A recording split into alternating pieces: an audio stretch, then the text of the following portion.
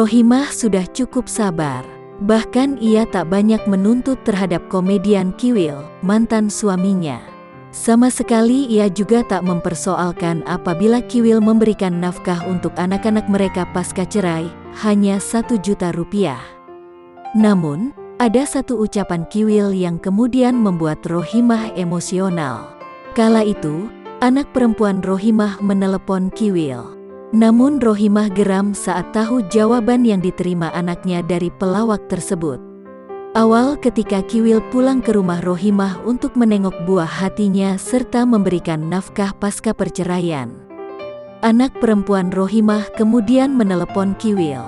Namun jawaban yang ia terima dari pelawak tersebut justru membuat Rohimah geram. Ia tidak habis pikir Kiwil bisa mengucapkan hal itu kepada anaknya. Menurut Rohimah, anak mereka hanya merindukan ayahnya. Rohimah mengaku tidak pernah menceritakan kesulitan ekonominya kepada Kiwil dan berusaha menutupi. Tapi dengan cara Bang Kiwil ngomong kayak begitu ke anaknya, kepancinganlah saya. Anak saya bicara dengan raut lebaynya begitu, kepancinglah saya, ucap Rohimah.